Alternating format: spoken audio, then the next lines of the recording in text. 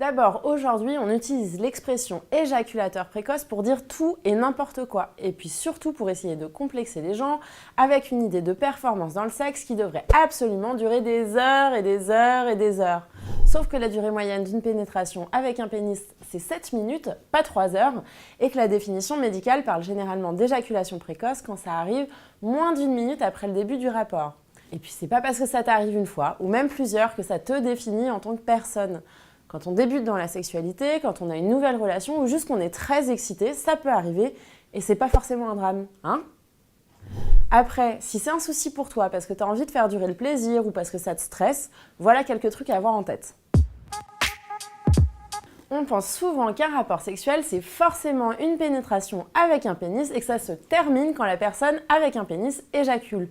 Mais même quand on a éjaculé et qu'on perd son érection pour un petit moment, on peut faire plaisir à son ou sa partenaire en utilisant d'autres choses que son pénis. Sa bouche, sa langue, ses doigts, ses mains ou des sextoys par exemple. Et pourquoi pas repartir pour un tour?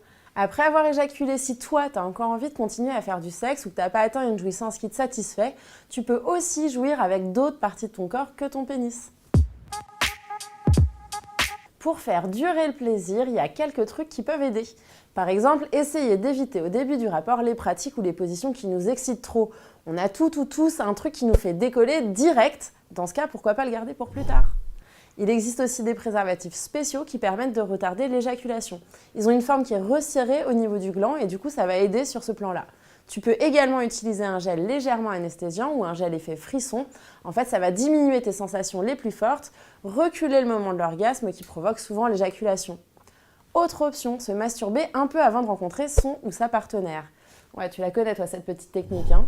Ça peut aider à se détendre, permettre d'apprendre à gérer son excitation et à reconnaître son point de non-retour. Après, connaître ses réactions et les apprivoiser, ça peut prendre du temps. Alors pas de panique ni de pression, on peut prendre et donner beaucoup de plaisir avant d'avoir éjaculé, mais aussi après. Et on peut éjaculer sans jouir, tout comme on peut apprendre à jouir sans éjaculer. Bref, le sexe, ça ne s'arrête pas à l'éjaculation.